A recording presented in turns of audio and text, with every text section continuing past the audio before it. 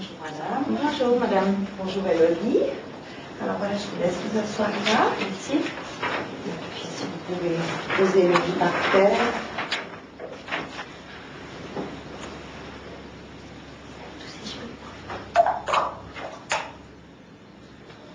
Alors vous voyez comment Elodie cherche à explorer les jouets qui lui sont proposés, donc qui sont nouveaux pour elle, cet environnement est nouveau, mais apparemment donc elle n'est pas gênée, et on la voit jeter par moments quelques coups d'œil à sa mère, comme pour vérifier, disons, que la mère est bien présente. Alors tout à l'heure, une personne que ni Elodie ni sa mère ne connaissent va entrer dans la pièce. Et pour nous, ce qui va être important, donc voir comment l'enfant s'adapte à cette nouveauté.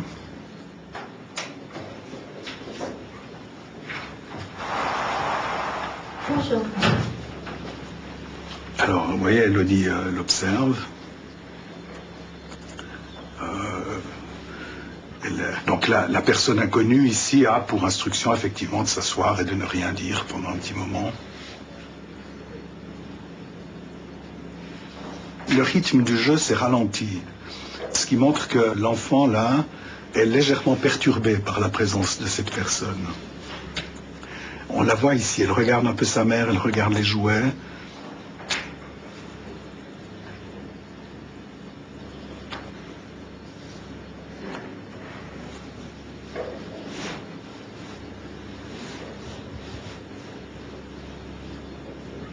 Vous voyez ce qui se passe maintenant. Elodie s'est mise tout près de la mère pour observer la personne inconnue. C'est vrai que c'est trop chaud pour elle. Bon, là, c'est quand même assez grand. Ce qui va nous intéresser là, c'est la balance entre les comportements d'attachement de l'enfant à l'égard du parent et les comportements d'exploration de l'environnement. Et ici, on voit que l'enfant se permet de regarder la personne inconnue, mais en se tenant très proche de la mère, ce qui paraît très important pour lui, pour elle en l'occurrence. C'est vrai que ça fait du bien un peu de soleil. Ouais, ça fait plaisir.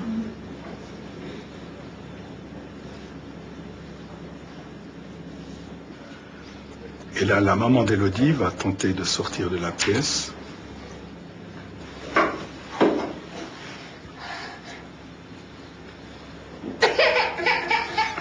Apparemment, Elodie n'est pas d'accord. Est-ce que tu peux demander à la maman qu'elle retourne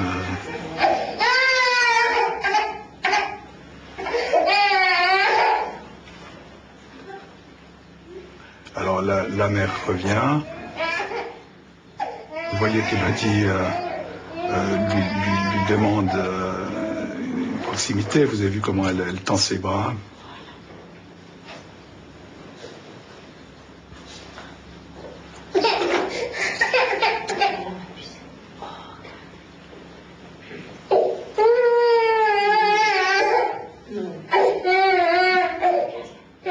Alors ce qui est important pour nous, c'est de voir, maintenant que la mère est revenue, comment l'enfant peut se réassurer auprès du parent.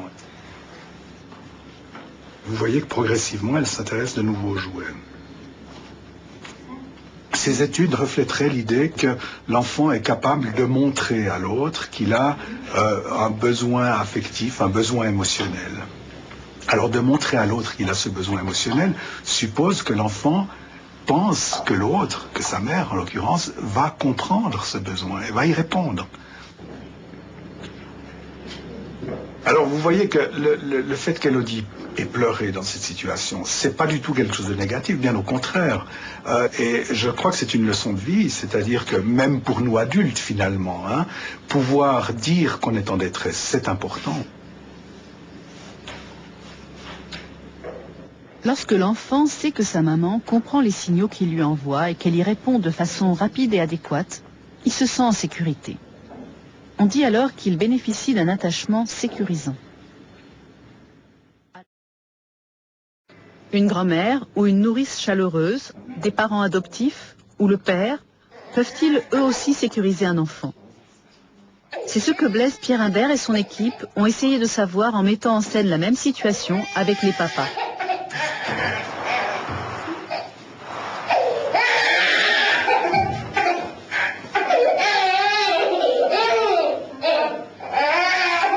Juste avant de commencer l'enregistrement, vous m'avez dit avec moi, elle va être pareille qu'avec ma femme. Je connais ma fille. Je pensais qu'elle est... Le comportement qu'elle allait avoir allait être certainement pareil. Maintenant, il s'est amplifié sur le fait que j'ai même pas pu la lâcher. Disons, mais je pensais bien que si j'arrivais à la lâcher et puis qu'elle jouait et que je sorte, elle serait directement dirigée vers la porte. Est-ce que vous avez été étonné qu'elle ait ce comportement amplifié à votre égard? Ça m'a fait plaisir. Ah oui, ça vous a fait plaisir. On peut s'attendre et il y a une différenciation des relations papa-enfant, maman-enfant. Il n'en reste pas moins que le père peut parfaitement jouer un rôle de réconfort à l'égard de l'enfant.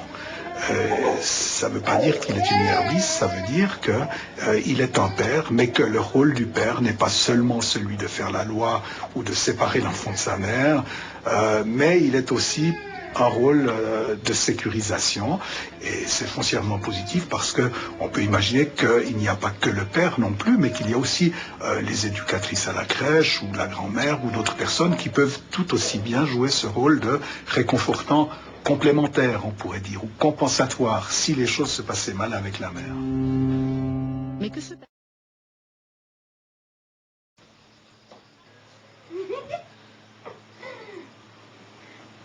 Les spécialistes de l'attachement se sont demandé si d'un pays à l'autre, d'une culture à l'autre, les bébés réagissaient de la même façon.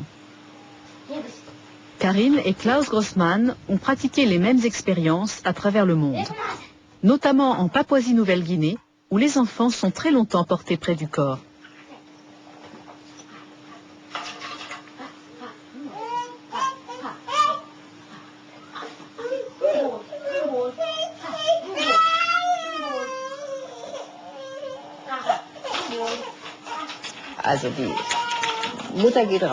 La mère est sortie de la pièce et du coup l'enfant est totalement perdu.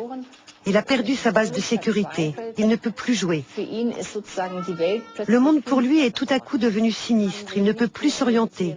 Il n'éprouve plus aucune joie avec ses jouets parce qu'il lui manque la sécurité, la protection.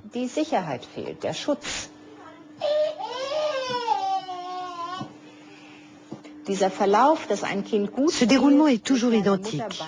Un enfant joue bien quand sa maman est près de lui.